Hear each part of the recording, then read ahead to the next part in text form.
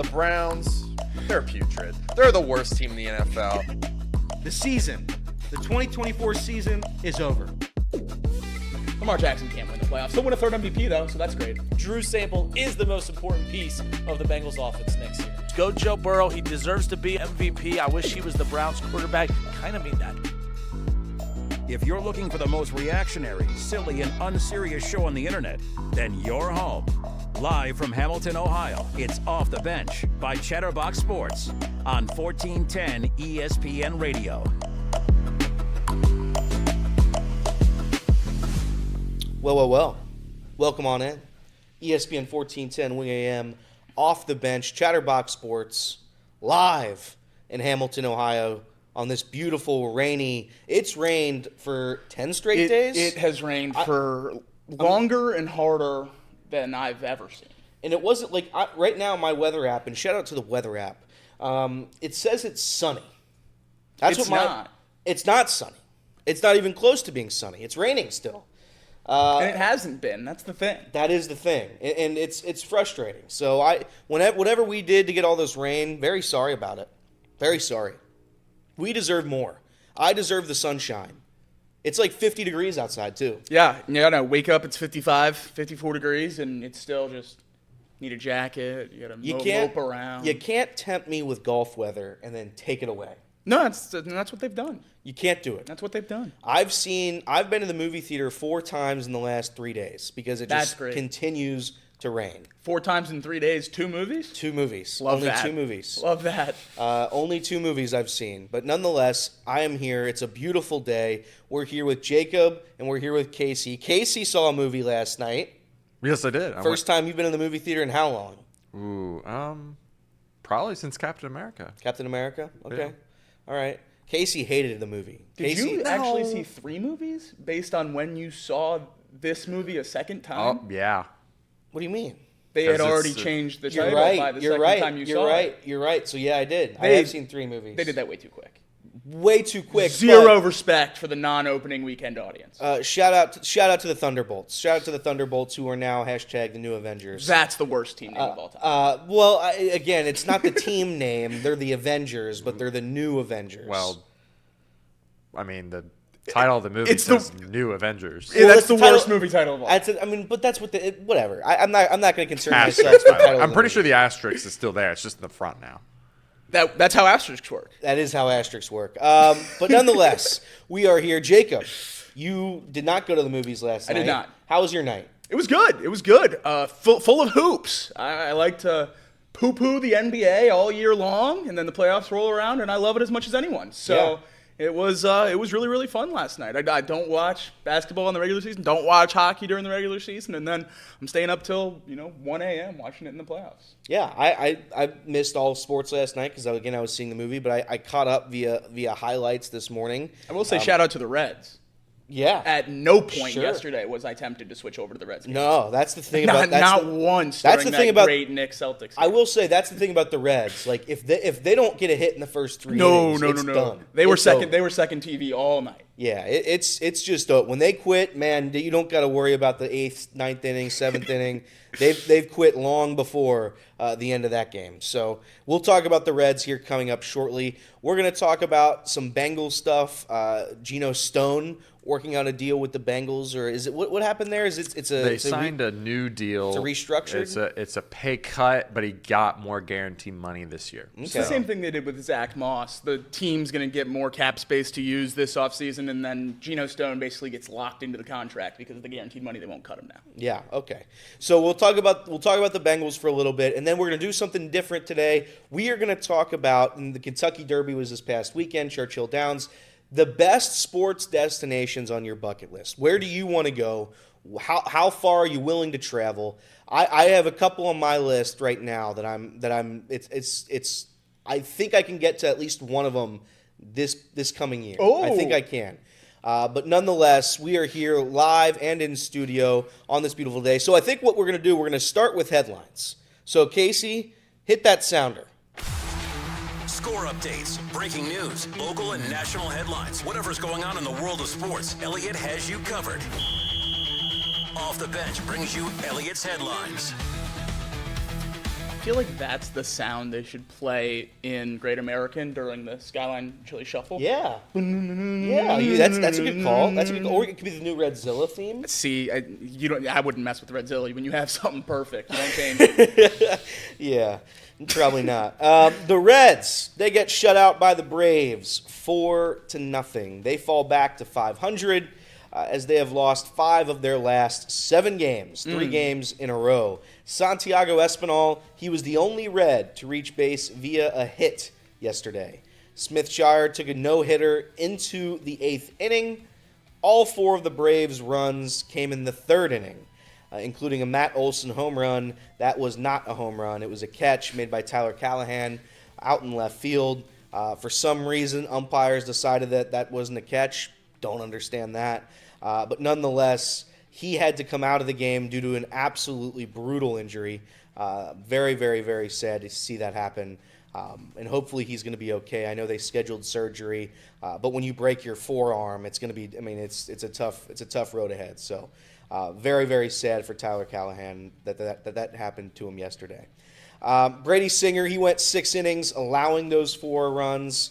Up next, asterisk those 4 earned runs. I mean, if you want to count the other 2 from Matt Olson, then that's your call. Up next, 7:15 tonight, Andrew Abbott taking on Chris Sale. Chris Sale, for the record, is 1-3 with a 4.84 ERA and a 1.4 WHIP. So not the best season so far for Chris Sale, but I'm sure he'll look like prime Clayton Kershaw tonight. Smith-Shire, Jacob made me look this up before the show, and I thought this was fun. Smith-Shire joins Nathan Eovaldi, Jack Leiter, Nestor Cortez, and Miles Michaelis as in the pitchers that have shut out the Reds this season. What an illustrious group. An illustrious group, historic group. Heading over to the rest of the league, Major League Baseball, the Athletics. They beat the Mariners in 11 innings, 7-6. The final score there. The Mets, they hang on to beat the Diamondbacks 5-4, despite a 3-run bottom of the 8th for Arizona.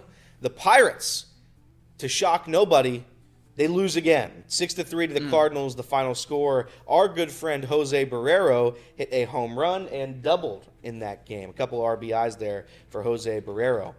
The Royals, they shut out the White Sox 3-0. The Brewers, they take care of the Astros 5-1. The Cubs, they crushed the Giants 9-2. And the Yankees, they fall to the Padres after a 4-run 8th inning by San Diego. The Dodgers, they take care of the Marlins as well, 7-4 in a game that nobody cared about. Heading over to hockey, because it's all about that hockey. It is. The NHL playoffs, the Maple Leafs, they take a 1-0 series lead on the Panthers with a 5-4 win. They scored 3 scored 3 goals early, and that was enough to help them out. That just doesn't matter, right?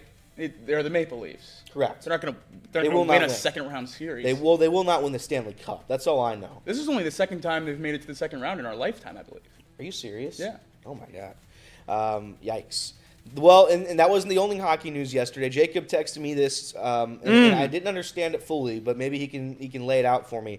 The Islanders, they win the draft lottery for the first time since 2009. They sure did. And we're saying we're going to have a little asterisk by it, or what? Put your little tinfoil hat on. Casey, you got a tinfoil hat over there you can put on? I don't know. But we are, that works. Yeah, that works. Put your tinfoil hat on. I think the lottery was rigged yesterday in the NHL. And I want Casey to tell me what he thinks. Because I've already laid the facts out to Elliot, and I think Elliot's on my side. Okay.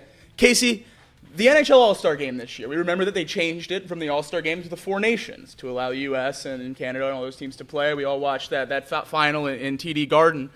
The All-Star Game was supposed to be where the Islanders play. Okay. And obviously we know, hosting an All-Star Game is a big money event for these teams, for these organizations. After they announced that it was switching to Four Nations, some political people in the state of New York wrote letters and talked very publicly against the NHL. Talked about how bad the move was, how much it hurt New York, and how much it hurt the Islanders. Okay. It was very public and got pretty ugly in the media. The Islanders went up almost 10 spots for the number 1 overall pick in yesterday's lottery. In a completely brand new system debuted this year where numbers were randomly assigned instead of publicly assigned. I'm in. I'm in on all conspiracies. Listen. Shout out to the Islanders. They get it done.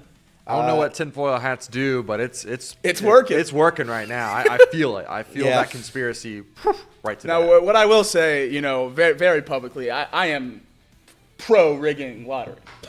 No sports lottery should ever go unrigged. Like, you think LeBron just landed in Cleveland? Shout out to the Cavaliers. You think Shaq just landed in Orlando? Patrick Ewing to New York? Wemby just got lucky and went to pop in the Spurs, where Tony Parker, the best French player ever played? It's fair. Bet you right now Cooper Flagg doesn't go to Charlotte. Yeah, you might be right. I think you might be right. What are the odds, by the way? I wonder what the odds are there to not go to Charlotte. Ooh, I think Charlotte's Or the Washington. second pick. Washington Washington's up there. They're Yeah, not letting him go to Washington. Toronto up there. They're not sending him out of the U.S. Okay, all right. I like this. Keep this in mind. The NBA, the association, the Nuggets, they take game one from the Thunder yesterday, 121 to 119, the final score. They came all the way back. Aaron Gordon hit the game-winning three. Nikola Jokic, 42 points and 22 rebounds. Man. Absolutely unbelievable. He had 6 assists just for fun. Unbelievable performance from the Denver Nuggets. And the New York Knicks. They win 108-105 in overtime. 108-105 in overtime. They came back from 20. 20 points they were down. Brunson and OG each scored 29 points. I believe Jaylen Brown and Tatum each had 23 points on the losing side for the Boston Celtics. Unbelievable playoff basketball yesterday. Mikal Bridges played 51 minutes in that game. 51 minutes? 51 minutes in that game. Oh, boy. Oh, boy. Classic Tibbs, but he won him the game. He had 2 threes in overtime. Tom Thibodeau's a legend. We talked. He's never won anything, right? No. He just Maybe he would have if he would have taken Derrick Rose out when they were up 20. He just runs teams into the ground. That's right. I respect it. Now, I would like you to take a guess because I know you're a big Celtics fan, big Jason Tatum fan. Obviously. Our guy Derek White played very well last night. 5 of 16 from 3, 19 points, Sure. 10 rebounds. Sure. How do you think the Celtics shot from 3? How many threes do you think the Celtics missed yesterday? Well, here's what I know about the Boston Celtics. I'm pretty sure like at least 5 times this year they've broken the NBA 3-point record in games. Like they just shoot as they many live threes and as die possible. by the 3. I'm going to say they shot I'm going to say 62 threes. And I bet they made 15 of them. 15 of 60. Really? Yeah. That was unbelievable. Yeah, they missed 45 threes. Yeah. Stop taking them, man. That's tough. Why don't you drive to the hoop? I don't know. Drive to the hoop. I don't know. Jaylen Brown, 1 of 10 from 3. That make came in overtime. Boy, that's tough. Heading over to college football, Notre Dame and Clemson, they've inked a 12-year deal to play each other, which will not count as an ACC game. It's separate from their ACC deal. But for the next 12 years, Notre Dame and Clemson will be playing each other. The Irish are exploring similar deals with Florida State and Miami as well. That would give Notre Dame 7 to 8 ACC games a year if all 3 of those games are outside of their ACC contract. So just bolstering that schedule in a 12-team playoff where they know they can't get a bye, so they have to play as hard as they can to have the best strength of schedule to get that 5 seed. Yeah. And finally, in headlines, some significant news out of Baltimore yesterday. One of the best kickers maybe of the past ever, in Justin Tucker, has been released from the Baltimore Ravens due to what was called a football decision. That's right. He missed too many kicks. That's right. That's why Justin Tucker is no longer with the Baltimore Ravens. He missed just far too many kicks. It's a lot easier to cut a guy when he's struggling in his career and it's $9 million plus in cap space than when you gave him $275 million guaranteed. It's hard to cut that guy. Easy to cut the kicker that saves you cap space. Correct. And again, that was for Football reasons. decision. It was a football move by the Baltimore Ravens, a football organization. Right. So we don't need to, really get into this, but I mean, I am a little. By the way, to cut out the shtick. I am a little surprised that they did it so soon. But to each their own. As soon as they drafted Tyler Loop, this was happening. Yeah, that's fair. That's fair. As soon as they drafted him. Now I will say, we all want him to be a Brown, right? Yeah. Yeah. I mean, let's just All the cards on the table. We don't have to say why. We all want him to be a Brown. I can say why. Football It's reasons. a football. It's football reasons. I would like him to be on the Cleveland Browns That's right. for football reasons. He wasn't a very good kicker last year. No, he was not. It would be fun to have him miss kicks with the Cleveland Browns. We do have one more headline, Okay. just a little more information coming out about the Jim Knowles departure from Ohio State. I know a lot of Ohio State fans were very upset by that move. The Ohio State defensive coordinator leaving for Penn State right after the season. A lot of the details about how that happened are being laid out today in an interview Jim Knowles did on ESPN. It came out that Jim Knowles reached out to Penn State a day after the national championship game. He said he made up his mind to leave Ohio State when Ohio State did not offer him a contract prior to the national championship game. So he wanted to be signed during the playoff run as opposed to waiting to negotiate afterwards. He then said when he was asked to not attend the parade because he was in the midst of negotiations with Penn State, he felt not wanted, and that made his mind up on leaving. I just feel like you kind of made your mind up for yourself. I think so. When you reach out to old Jimmy Frank. Us Ohio State fans should be upset at this. That's right. That's right. Those are your headlines. We'll take a short break, and when we come back, the Cincinnati Reds, they get shut out once again, this time by the Atlanta Braves in Game 1 of this series to start the road trip.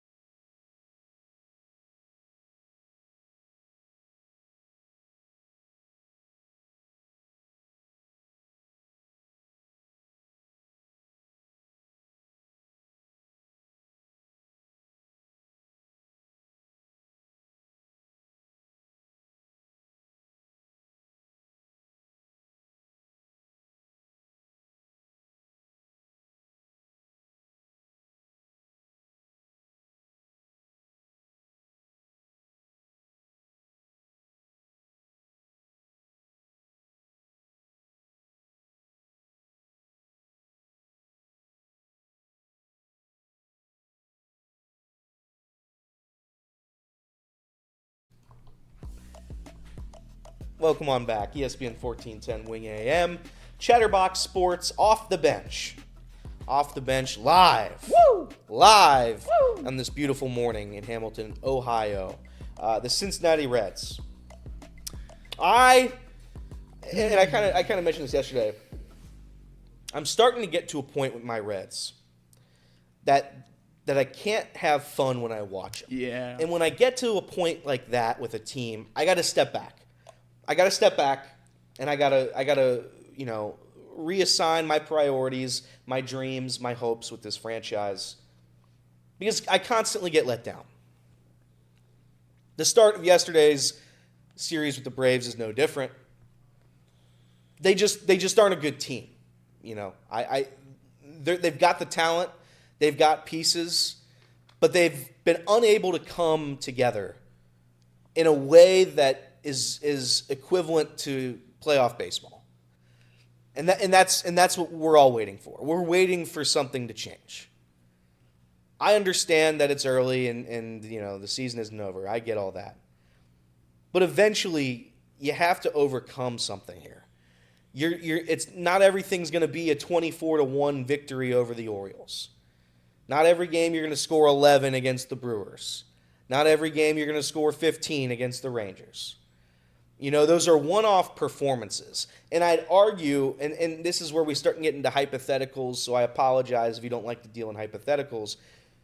But if you took away all of the Reds' blowouts this year, if you took away those 15-run, 24-run, 10, 11-run games, what are they? What are they? Because it's not a team that can play any bit of offense. You can take a look at their offensive numbers and say, wow, they've had a great year. They haven't. They haven't had a great year. There's a difference between what the Reds are and what the White Sox are and what, the Rockies are. There's a difference there. The Reds are better. They should be better. And when you play those teams, you expect to beat those teams. Right. 100% you do. But there's also then another step where I don't think the Reds are in the same stratosphere as the Philadelphia Phillies. I don't think they're in the same universe as the San Diego Padres. I don't think they're in the same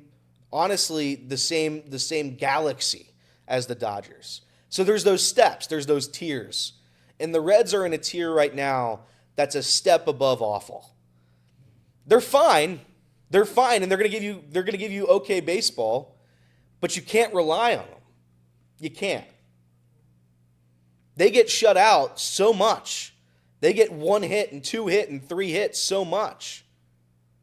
By pitchers. Nestor Cortez and Andrew Smith-Shawver. And Miles Michaelis. Right, your favorite. It happens too much to call this team a legit contender.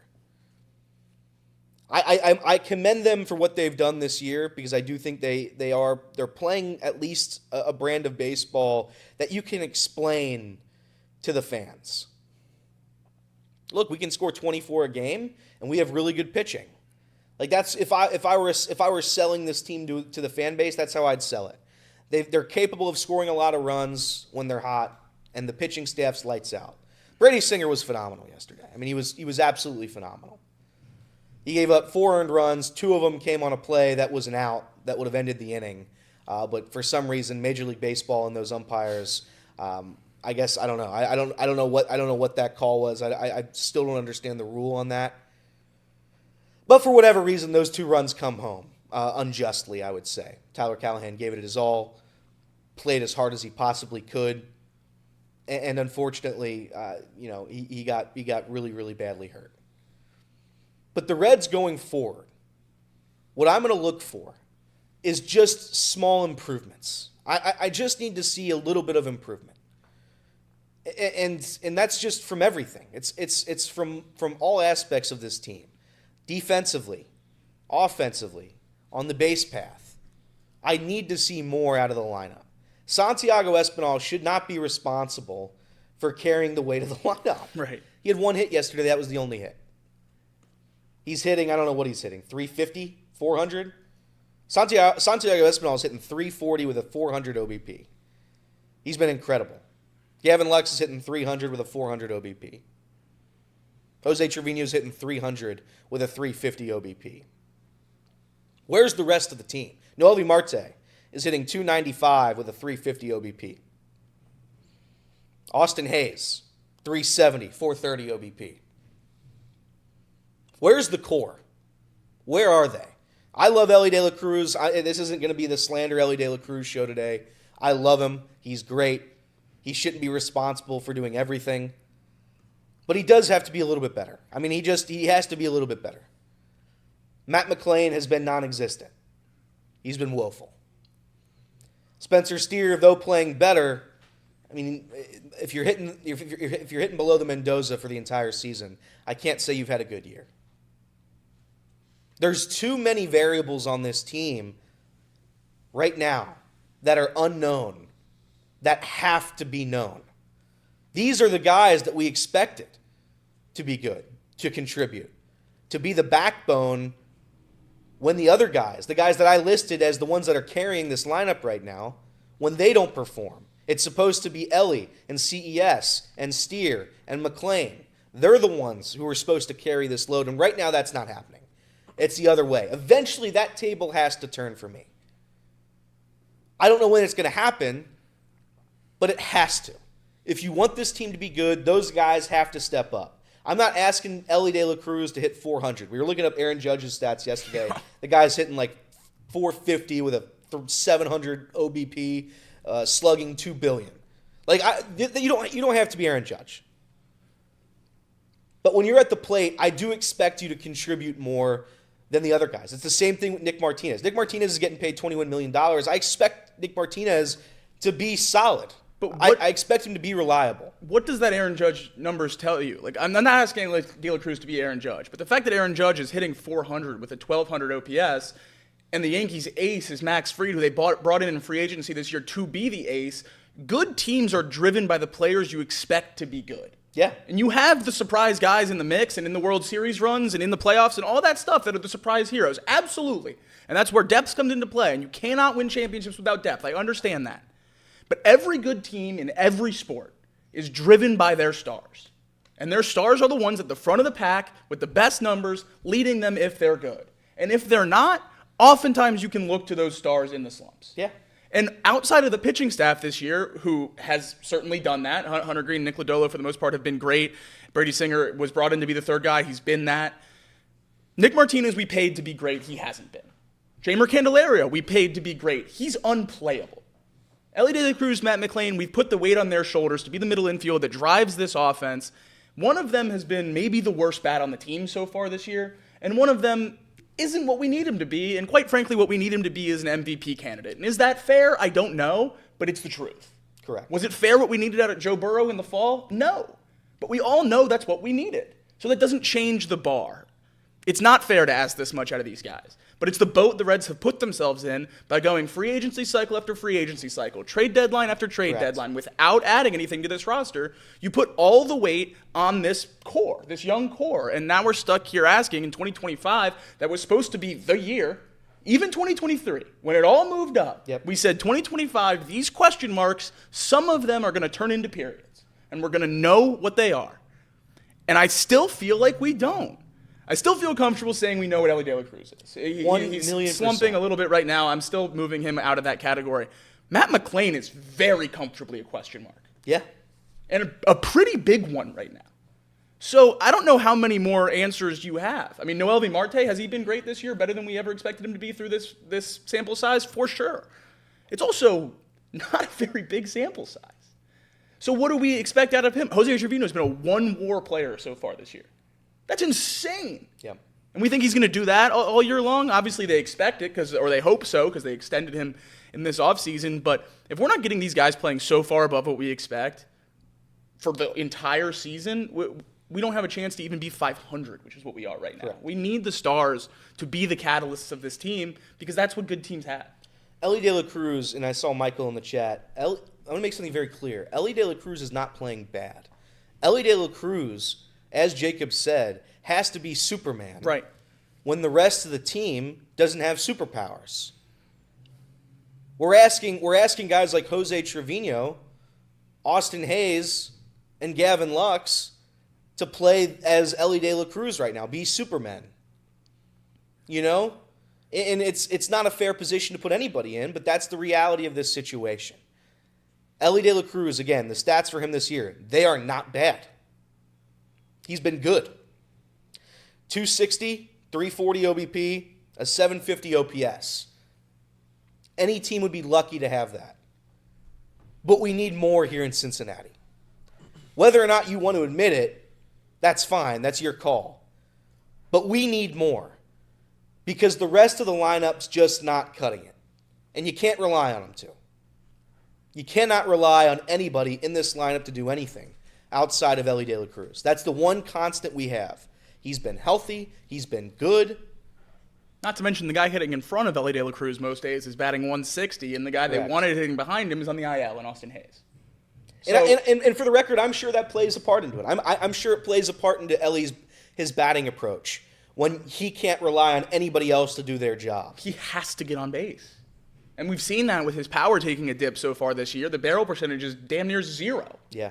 And it's because he has to get on base. Because even if he hits a single, 3 out of 5 times, he can end up on third? Yeah. So you got to give yourself a chance, and he knows no one else in the lineup can give him a chance. It's incredibly frustrating because this should be enough.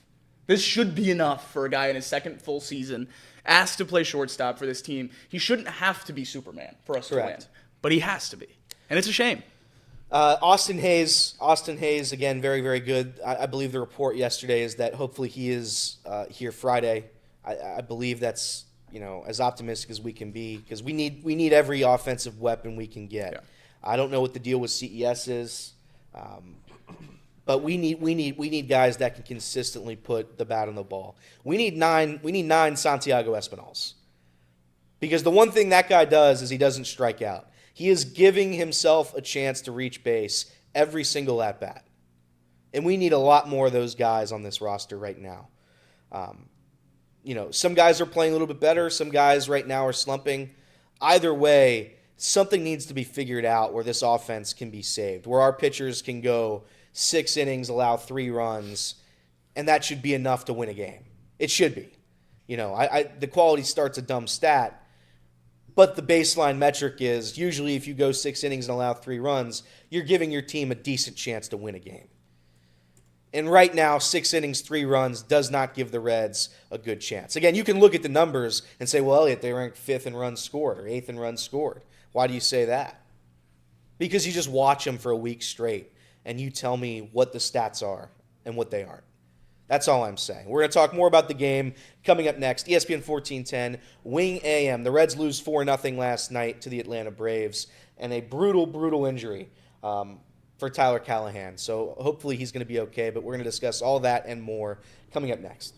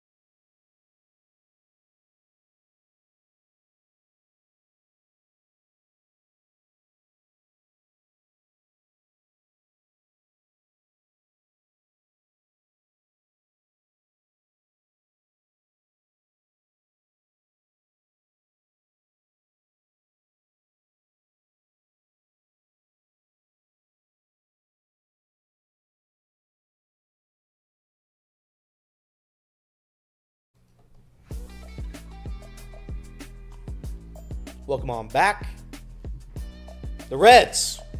Did they get screwed with a call yesterday when Tyler Callihan made a fantastic catch in the outfield up against the wall, breaking his forearm, several bones in his arm? Was that a catch? And for the life of me, there's some rules that, yes, they're rules and they're written and you can't argue it because it's written down and it's undisputable, I guess. But boy, I don't know how that's not a catch. I don't know how you don't give that to him.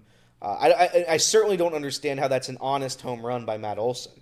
If you're going to call that ball in play, that's fine. Call time and put him at second. Correct. That's the part I don't understand. So I was looking on Twitter to somebody explain it. Chris Welsh tweeted yesterday, the effort by Tyler Callihan was as good as it gets. However, the umpires got the call right.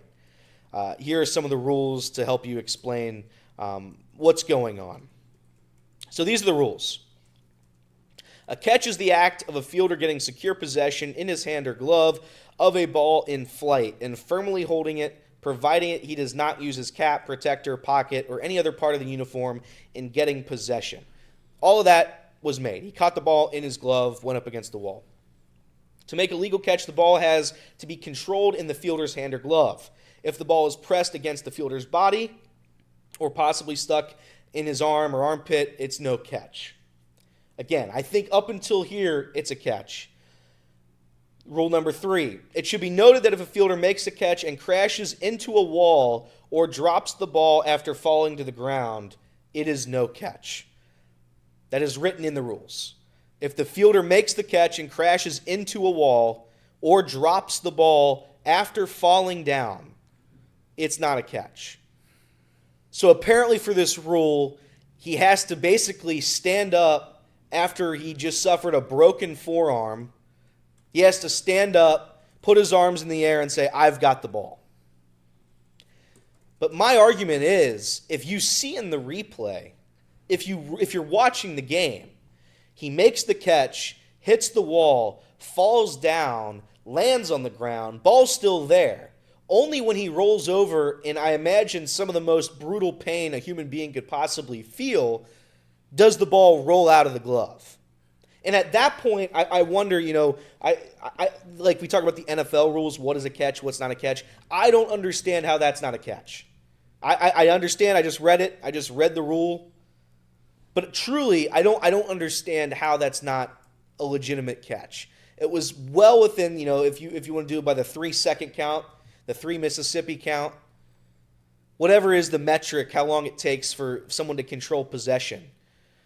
He had that. So I don't understand why the umpires couldn't look at that and say, you know what, he had the ball for like 5 seconds before it rolled out after he was in agonizing pain.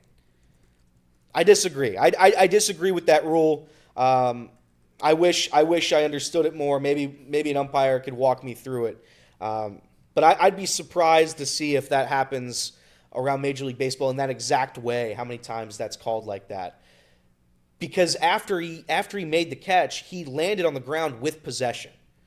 If he hits the wall and then loses possession in the fall down, I get it. But I don't understand what happened yesterday. But despite all that, it was an unbelievable effort. It's going to be probably, honestly, I mean, I know it went against the Reds, but out of the few standout moments that we're going to maybe have this year, that's going to be one of them. An unbelievable effort by a rookie playing in his 4th Major League Baseball game. Yeah. It was unbelievable. I commend him. I thank Tyler Callihan so much for giving his all to this team. Made a lot of fans in the city. He did. And I'm hoping he's going to be able to play for the Reds at some point in his future. That's what I hope.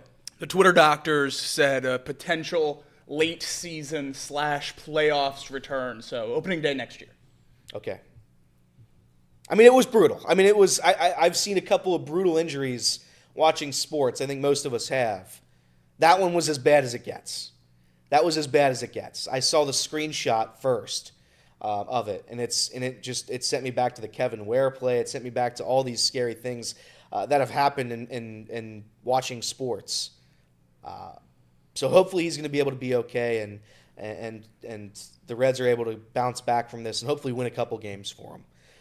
But saying that, we're down a roster spot now. Who would you like and who would you expect to see up today? Well, I think that question has gotten a little harder over the last few days. Over his last 13 games in Triple-A, Will Benson is hitting .204, .350, .347 with a WRC plus of 93, striking out 33% of the time. So that blazing hot Will Benson that we were banging on the table to take Blake Dunn's roster spot a week ago, not necessarily the case anymore when you need someone up. The name I'm interested in is Rhys Hines. We saw him come up last year for such a small sample size, and he was great. Yeah. And as soon as he failed, they got rid of him. I don't even remember him failing. That's what I mean. It wasn't even a big enough. It felt like the Will Benson leash in 2025. Yeah. Like, as soon as he wasn't Aaron Judge, they sent Rhys Hines back to Triple-A last year, which I was puzzled by all season. Yeah. So Rhys Hines last year had a 0.7 WAR, almost a 1 WAR in 24 games. He had 12 hits during that stretch, 9 runs, 5 home runs, 11 runs batted in, a couple of stolen bases. He hit .261 with a .333 OBP, slugging .717 with an OPS of 1.051, OPS plus of 177. this year in minor league baseball, he was hitting .274 and 117 at-bats with 7 home runs and an .860 OPS. I wouldn't mind either Will or Rhys. I think those are the options, right? I think so. I think those. I don't know who another option even would be. Unless you bring the Beast back. Who? The Hurt the Beast? Oh, yeah, that's right. You could bring Hurter Beast. It might be Hurter Beast. It actually probably is going to be Hurter Beast. But yeah, I'm hoping one of them can come up, either Will or Rhys Hines, and give the Reds offense a spark that it desperately needs. You lose Austin Hayes, you need some sort of production to match it. Yeah. And I think both of those guys are capable of giving you pop in the lineup. So that's what I want to happen. I don't know if they're going to do it. They might probably go to Jacob Hurtubise, but if they don't, I'm perfectly fine with either two of those guys getting a chance back with the Reds this season. No doubt How can about you even act like you're focused on winning if it's Hurtubise? Yeah, you can't. You can't. Then you're doing roster stuff and whatever else. He's not even close to those other two guys. No. Jacob Hurtubise, I don't mean Thank you for your service. I don't mean to be disrespectful to Jacob Hurtubise, but when you already have Blake Dunn, that roster spot gets a lot more confusing in my mind. Because you only have one Blake Dunn. You have two spots there that just aren't good enough, you know? When you have a lineup that's already not good enough. I'm hoping they get that issue resolved. But at the end of the day, I mean, we have not. It's not a dire emergency type of situation, but we do have to press a little bit. The Reds have to press. This is a stretch of the season where you can't afford to just start crumbling. The Atlanta Braves are better than their record, way better than their record. Oh, yeah. I know we can sit here and laugh at them a little bit for what's happened this year so far. They're 16-18. They had 15 wins. They were 15-18 heading into yesterday's game. But they're a lot better than how they've been playing. And we all know this in Cincinnati. We get it. But after this, you're taking on some teams now where, again, you got to take advantage. I'm not going to sit here and say that the Astros are bad, but it's certainly a winnable series. These are all winnable. The Braves are good. They're not great. The Reds should be able to take care of at least 2 games here in this series. At least 2. The Braves are not 4 games better than the Cincinnati Reds in a 4-game series. They're just not.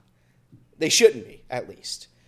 So they got, again, 7:15 tonight, 7:15 tomorrow, and then 7:15 on Thursday. After that, you take on the Astros on the road before coming back home against, again, a whole lot of winnable teams.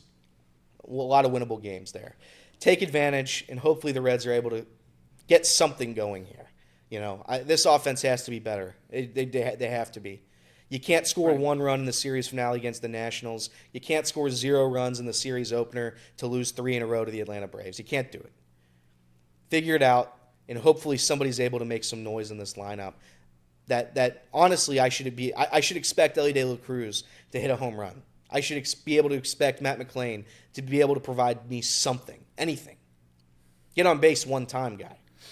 So that's what we're expecting, and hopefully the Reds are able to do it. But that's it. Reds again. In case, before we move off the Reds, just to wrap it up a little bit, in case you were wondering the status of the Reds' top 10 offense, they are down to about 15th in every category.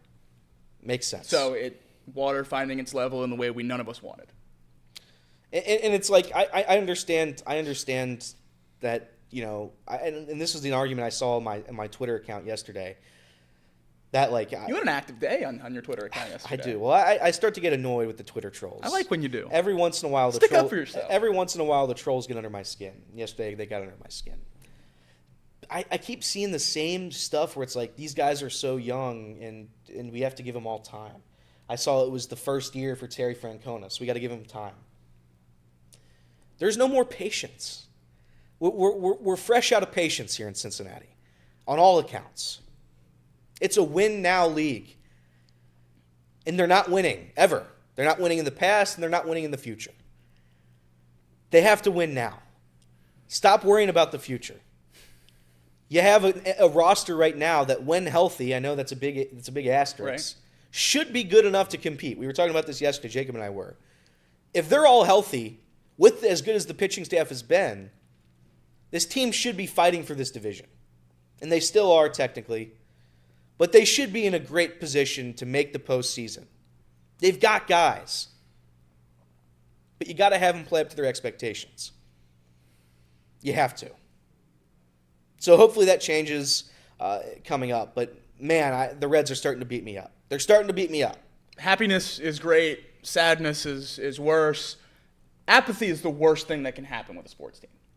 When you stop caring and you don't want to turn it on anymore. And you get the alert on your phone that it's first pitch and you don't even think about walking over to your couch. And I think that's the scary thing that's going on in our chat with a lot of people on Twitter now. And, I mean, we kind of talked about it there. Reds aren't on my big TV anymore. Yeah. It's not. That appointment viewing since opening day, Andrew Dunn put it in the chat when we started this segment. He goes, that's over for me. Yeah. I think it's happening to a lot of these fans. You watch it if you're there and you're able, and otherwise, the bending over backwards to watch the Reds that we had the first month or so when we were so excited about this team and the direction with Terry Francona, that seems to be over for a lot of fans. And it's very easy to get back. It's one sweep. It's one good series win. It's a walk-off home run. That's awesome. But it's scary because we've seen this city when the fan base becomes apathetic about the Reds. Yeah. And it's not fun. It's not fun. So they have a chance here, and they have to take advantage to turn it around before it gets too bad. My question is, when do they hit that button? There's going to be a button that they press they have to, at some point in the future where it's like, we don't have a lot of time left. We got to go. We just got to go. It's not this year. It might not be next year, but when? When is that moment? And maybe teams don't operate like that. Maybe small market teams are unable to operate like that. But boy, is it frustrating year after year to have my favorite team stink. Hopefully they improve, but who knows? This team is wildly inconsistent. As Casey once said, they are the most consistent, inconsistent team in all of Major League Baseball, and I agree with them. ESPN 1410, Wing AM, Chatterbox Sports, Off the Bench. We'll be right back.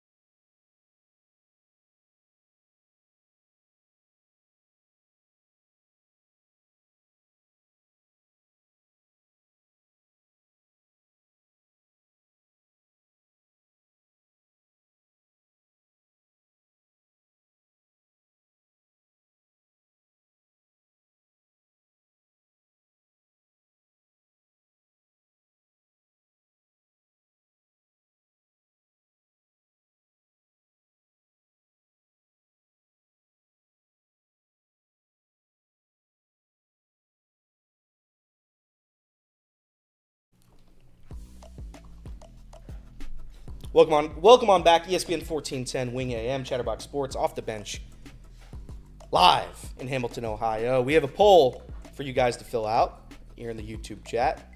Who should be the next Cincinnati Reds call-up? Will Benson, Rhys Hines. Casey, you want to explain the other one? Just some other mysterious person that we have no clue who it could be because they don't have him on the roster.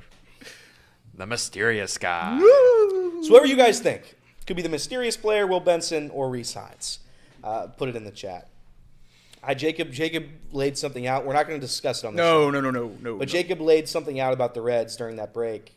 And if it happened, I think the city would protest. Until it works. Yeah, until it works. And by the way, I know I'm negative. If you're a positive Reds fan and you watch Chatterbox Reds, I get it. And you want to hear the positives about the Reds. I don't have a lot for you, unfortunately, right now. I wish I did. Pitching staff's really good. Ellie De La Cruz, the stolen base number for him, it's gotten a lot better than I remembered. You know he's at lead, correct? He's 13 stolen bases right now. I think he's first. Is he first? I believe so, or tied for it. I'll double check. So Ellie De La Cruz, that's for those of us who were worried about that to come into play. Oh no, he's second. To who? Future Red Luis Robert. Okay, all right. 13 stolen bases for Ellie, 6 for Matt McClain, 4 for Noelvi Marte. So the Reds are starting to pick it up. 7 for TJ Friedel. The Reds are starting to pick it up in that metric and aspect as well, because I know fans were very, very worried about it. Yeah. All I want is the Reds to be good. That's all I'm asking for. We're not asking for a lot. Just a couple little wins here and there. But nonetheless, it looks like right now Casey's answer of other mysterious guy they don't have is in second place. Second place to Rhys Hines. Wow. And Rhys Hines is winning by, I would say, a large majority. Okay. Well, hopefully they're right. We can get Sevens back up here. That's right. He's probably the most fun option. Yeah, I mean he's most optimism. He's gonna provide you a pop. That's all I can hope for is they can give me a little bit of a pop, and Rhys is definitely capable of that. Looking at the Major League Baseball standings right now, the Reds, they are third, 18-18, 500. They are 4 games back behind the Chicago Cubs. The Milwaukee Brewers also 18-18, 4 games behind the Chicago Cubs. The Cardinals right behind us, 17-19, 5 games. They're back behind the Cubs. And the Pirates, when do I get to victory lap that the Pirates are always bad? Soon. Because I truly, I mean, that organization. Soon. I can't express how much worse they are than ours. They're really bad. And ours isn't good. They're really bad. Horrible. They did beat us that one time.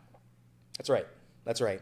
Outside of that, before we end the baseball topic, any teams that have stood out to you so far in Major League Baseball to start this season? My answer is going to be, I can't believe that the Detroit Tigers are as good as they are. They're really good, man. I thought last year really good. I thought last year was going to be a fluke. And they're fun to watch. They play fun to good watch. baseball, and Javi Baez looks like a okay center fielder. He's okay. He's okay. They might have won the trade. He's or the okay. sign. So, yeah, it's crazy, but I think the answer to me is so obvious when you pull up the standings. The fact that the Oakland Athletics are 20-16 and 4th in the American League. Oh, yeah.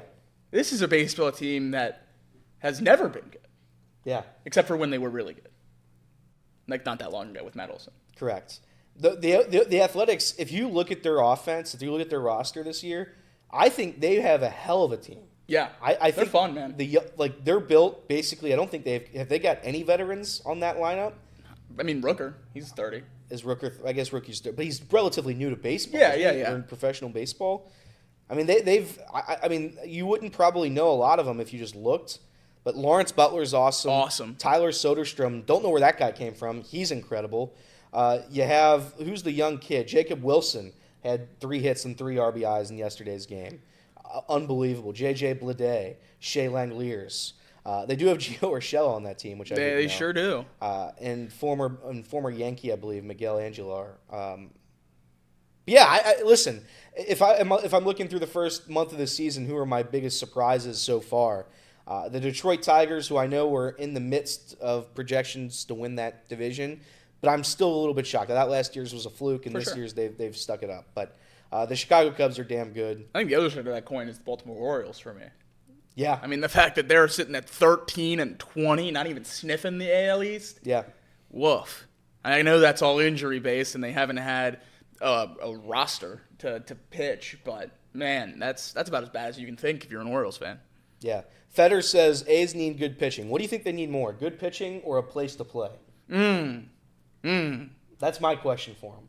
You probably need a place to play. Now, I will ask you this. I know you probably would be rooting against the A's when they get to Las Vegas. I know Sure. I certainly will for those wonderful people of Oakland. What about now? Okay. Because I'm definitely against them when they get to Vegas. No, I root for them now. But I think I'm rooting for the Sacramento A's. I root for the Sacramento A's. I think so, too. Okay. Well, Glad we're on the same page. The only reason I'm rooting for them is because I need a playoff game in that stadium. Okay. I need a playoff game in a like that. 4,000-seat stadium. I like that a lot. A Major League Baseball stadium. That's what I need. But yeah, those are my biggest surprises so far through Major League Baseball. We're going to transition over to your Cincinnati Bengals. Not a ton of news recently, but I'm hoping we hear something regarding Trey Hendrickson soon. I was told, was it Rossini who tweeted it out? It was. She promised me that this would get done. Right from Trey's agent's mouth. I want it done.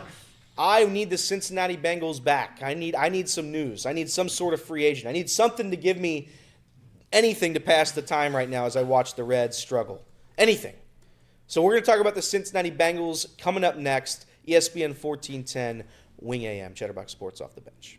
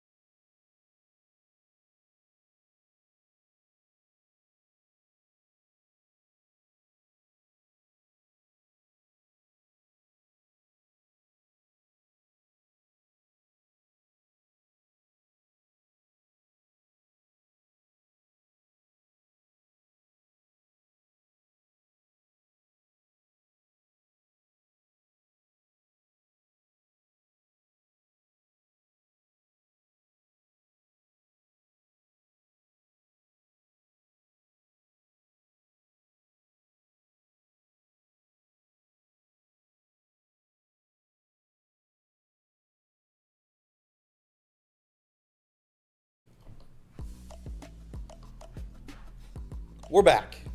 We're back, and we're talking about your Cincinnati Bengals. The Cincinnati Bengals Obviously, just got through the draft. Mixed reviews, I would say. Mostly mixed reviews. Nothing too negative, except for the guy that we had on our show last week. That's right. So shout out to our guy Mock.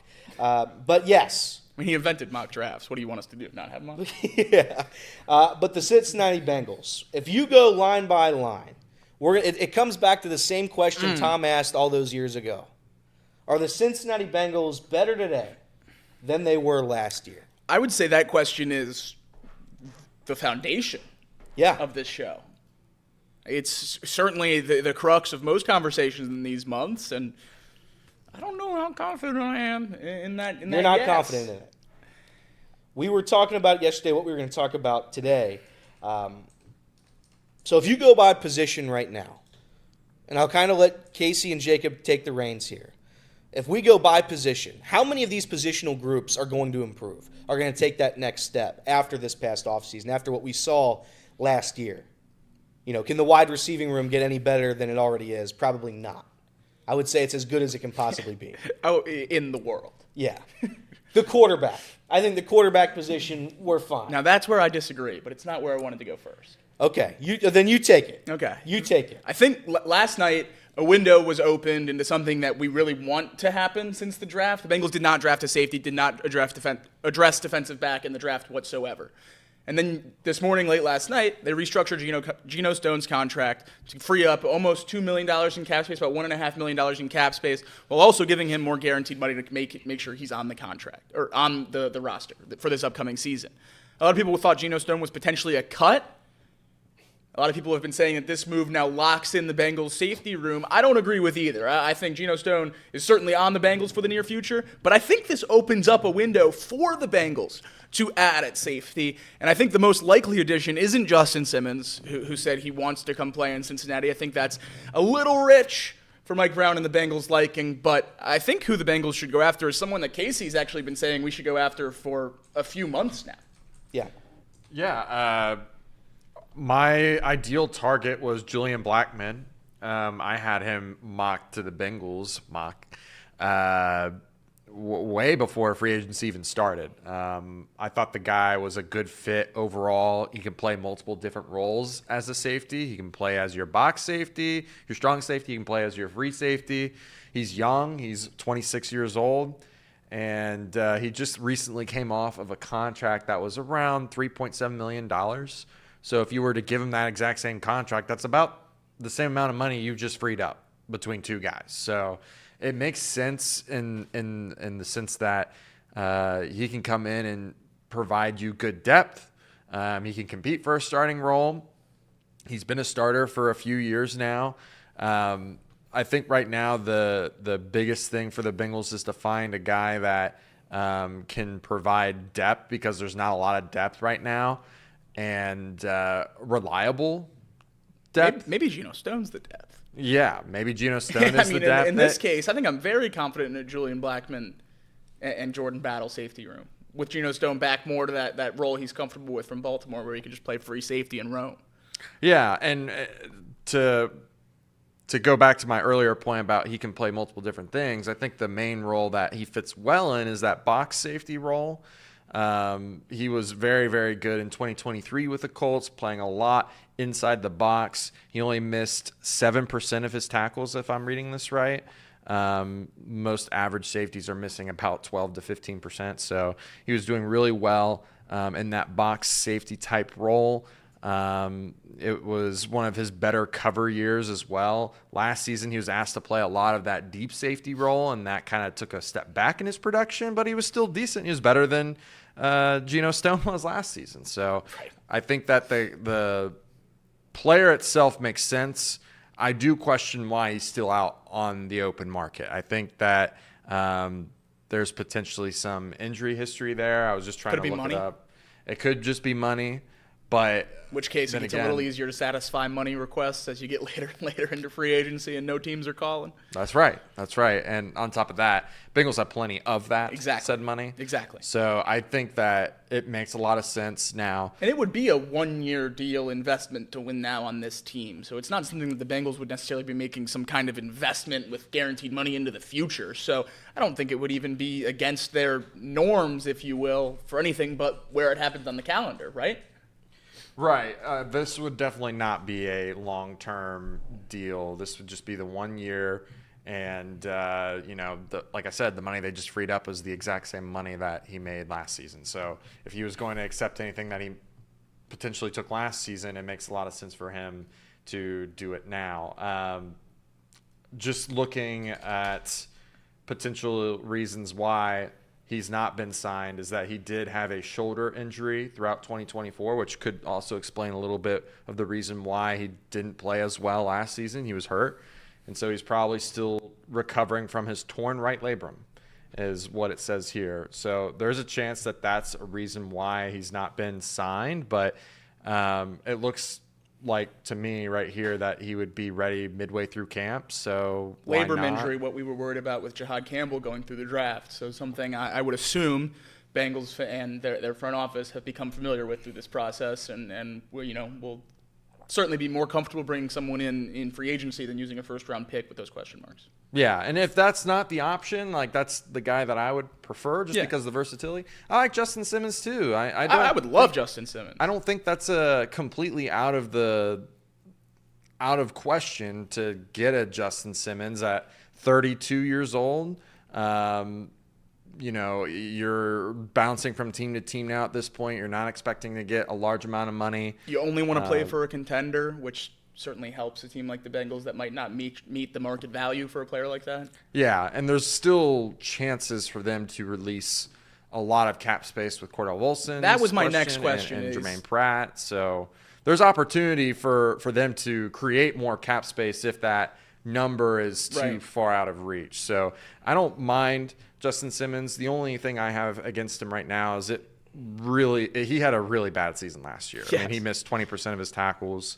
I mean, it's a veteran guy in the locker room, but just with his overall performance last season, I don't feel as comfortable with that. At least you have a good mind in the locker room, but to me, that's like a Von Bell signing, which you're probably expecting a little more than Von Bell at this point. And the Bengals like going young, so I don't know. I like both those guys. And there's also other opportunities in the secondary too, like Asante Samuel Jr., I think. I have no interest in adding a corner. Yeah, but there's other options that I think make sense for the Bengals.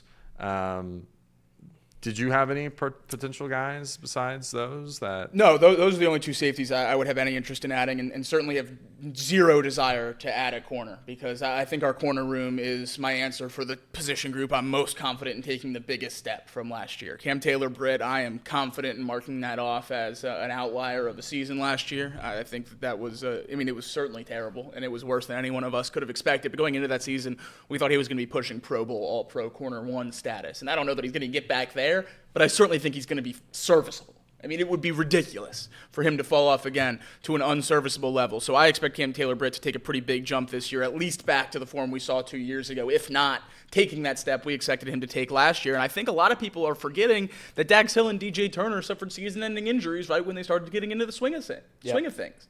Dax Hill struggled early in the year, sure.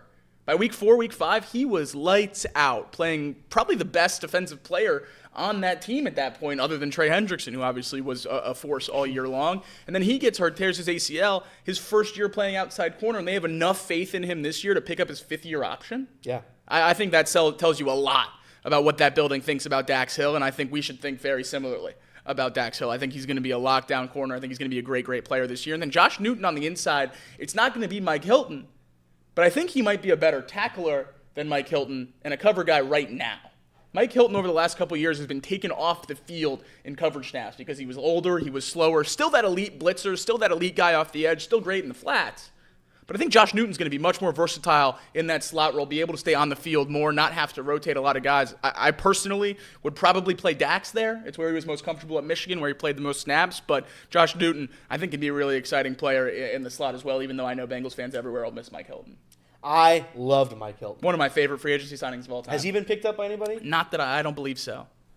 Which that maybe that is an option for the Bengals too. It would be getting Mike Hilton.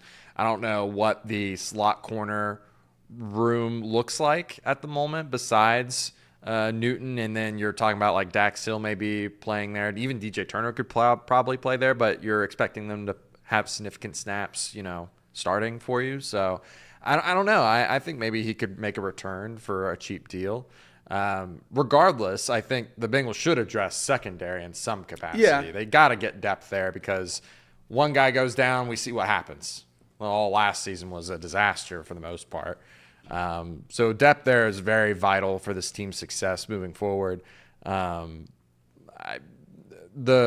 good thing about the Bengals right now is that we are seeing them making conscious effort to create cap space. It's not for nothing. Like, they're not going to just pocket that money and move forward. I think they're either A, trying to get a deal done with Trey, and they're trying to get as much money as possible for him, or B, they're trying to bring in depth to this team and make it better. And that's really what we want them to do, is to continue to maximize their efforts in making this team better every single day, year in and year out, and not just, sit on their hands when they have all this cap space to work with. So it's good to see them making that conscious effort to do that. Do you think more money's coming? Yeah, I mean, with Pratt, and I think Volson you can't not restructure Volson. Yeah, Volson's making like 3.8, and I just can't imagine him not being your starting guard, making that much. Like, he would be paid the most out of all of our guards right now on the roster. He'd be making the most, and you're going to ask him to sit the bench? Nah, I don't think so. I don't think so, buddy. So I think that there's a good chance that he also has some sort of deal restructured. Right now, the trend has been, let's give you more guaranteed money up front, and that allows those players to stay on the team while taking pay cuts. So all for that if they have the ability to do so. I'm also not ruling out the idea that Pratt does the same thing either. There's a reason why they haven't cut him yet. Right. I don't know why. Because there's zero reason to trade him now. Yeah, I don't think any team will trade for him at this point. So there's got to be something behind the scenes, just looking at it like from a top view perspective here, that the timing of it doesn't make a lot of sense. There's probably something behind the scenes of them negotiating something with him, whether that's a pay cut or, I don't know, maybe they're going to wait to the last minute to cut him. That'd be kind of crappy for both sides. Yeah. But again, Bengals making conscious efforts to continue to make cap space, I think that's a good sign. Why Cordell Volson jumps from that $1.1 million to that $3.8 million number this year, which is such a significant jump, is because he hit his proven performance accelerator to the second tier. He started so many games for us as a late-round pick that he's viewed in the eyes of the collective bargaining agreement and the PA as an unequivocal hit in the draft, which gives him more money in this last year of his rookie contract. Now, I will say, well, a lot of people say, well, he's not going to restructure that. He earned that bonus. Jerome Ford earned a very similar bonus in Cleveland, and I think is in a very similar boat to Cordell Volson. What did the Browns do in this draft with Nick Chubb on the way out? They drafted two running backs. They drafted Quinshon Judkins from Ohio State and Dylan Sampson from Tennessee. With Alex Kappa on the way out of Cincinnati, what did the Bengals do? They draft Jalen Rivers from Miami. They draft Dylan Fairchild from Georgia. These guys know their spots aren't safe. So Jerome Ford reset his contract for a fully guaranteed 1.75 instead of that 3.4 number, and gives himself a much better chance to make the 53-man roster. I would expect something very similar, if not the exact same, for Cordell Volson. Otherwise, he's going to get cut. Because there's no way you can hold Cordell Volson for $3.8 million this year. No way. Yeah, no way. I agree with you 100%. Which, by the way, I do think that the guard position gets better. I know we're kind of bouncing a little bit all over the place here in terms of the segment here, but I do think the guards are also going to get better. I mean, they have the two worst guards in all of football. You can't get much worse. I think that they're going to be at least marginally better. I do think Fairchild can be a serviceable guard. I'm hoping a top 32 guard at least. He doesn't need to be all world class. He just needs to be one of the best. We weren't top 60 last year, so Yeah. I'll take any marginal improvement on that thing. Yeah. So I think that that is a position group that we can count on to get a little better just because of how bad it was last season. I also think too, like D-line, regardless how you feel about Shamar Stewart, just adding more depth there too, I think is just a little marginal improvement. I don't think that they're like world-class beaters or anything, but Well, and even if you're not the biggest RAS score guy in the world, going from Sam Hubbard, who had mystery injuries every game and could barely get off the line, to a guy that led Texas A&M in pressures last year and is a freak athlete, even if they're going to give you the same sack production, we can't act like it's not going to be more beneficial to have the freak athlete out there. So it's going to help the floor of this team a ton, and I think that's the biggest takeaway from looking at this roster as we move away from the draft is the floor of this team has been raised significantly if they can stay healthy. And I Right. think that's a big thing. I think that's a really, really big thing. I do see some questions in the chat going back to the offensive line about whether or not it's time to move off of Ted Karras at center. I know there's a lot of Matt Lee fans, Casey and I certainly two of them. I do think that would be one of the biggest mistakes the Bengals could ever make, moving Ted Karras off of center. We've seen Joe Burrow in his career have nothing but question marks in Cincinnati. Play callers change twice.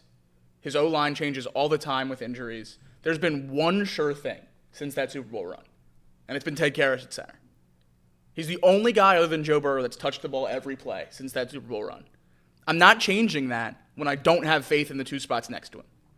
Now, if you think Ted Karras is a better guard than Dylan Fairchild, I don't know that I care.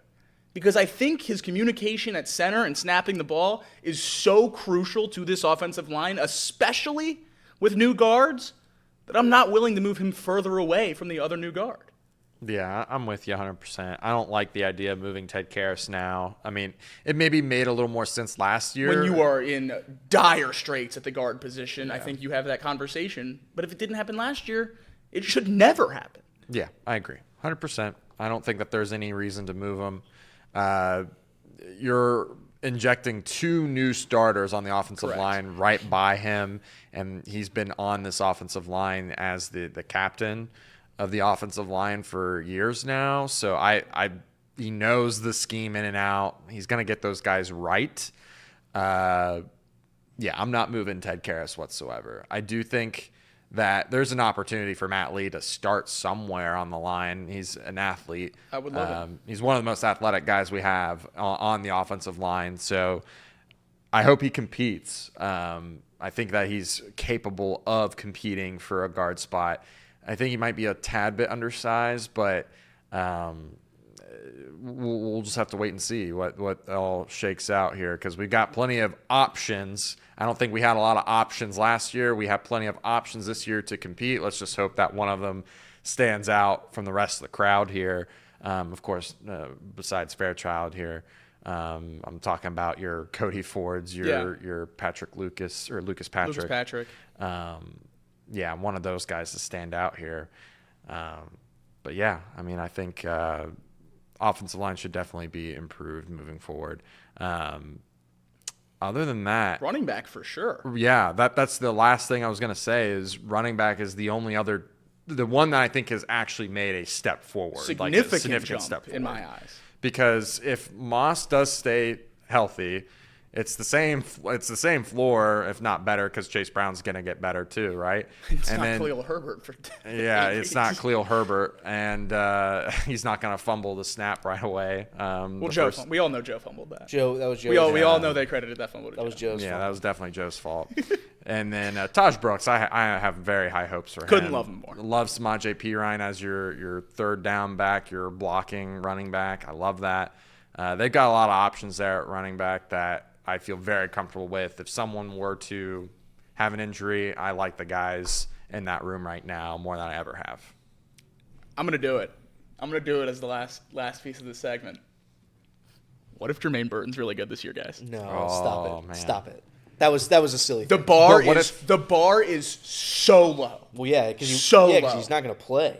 But what if he did They figure posted it out? 3 pictures of him in phase 1 on social media. No. What if he did figure it out? That's what I though? mean. This is a guy we were talking about last year as a first-round talent that we were all very excited to be the third wide receiver on this team. I still think most people would agree that his ceiling is higher than Andre Yoshivas or Charlie Jones. Yeah, like right now, I'm down like negative 85%. Yeah, but I'm holding. I'm holding. I I'm got holding. diamond hands here. Yeah, I mean, I'm holding. And Jermaine I'm gonna, Burton, absolutely. look out. Watch out. Yikes. DB Assassin. Yikes. All right. Well, that's your Bengals talk for the day. By the way, I think Cam Taylor-Britt's gonna have a really good year. I know you said that. I hope so, man. I know you said that. Whatever happened after that Commanders game, he talked smack during the Commanders game, got torched, and then ever since that game, it's just like he disappeared. Because it was him who had that interception against the Chiefs, right? Yeah, he had that. That Odell, yeah. unbelievable play, and then he goes and talks smack about the what did he say? High school offense. Yeah, and then they scored 40. And they didn't turn the ball over one. Or didn't no move the ball. incomplete passes. Yeah. Was that right? Yeah, he threw like 20 straight completions or whatever. Yeah. Yikes. But all right, that's my name is who's going to improve the most coming in for next year. Evan McPherson may be another quiet name. He better. I think that's easy. Yeah. He has to. He has to. He can't be worse. Doesn't have a choice. ESPN 1410, Wing AM. When we come back, where have you always wanted to go to watch a sporting event? That's what we're going to discuss next. ESPN 1410, Wing AM, Chatterbox Sports, Off the Bench.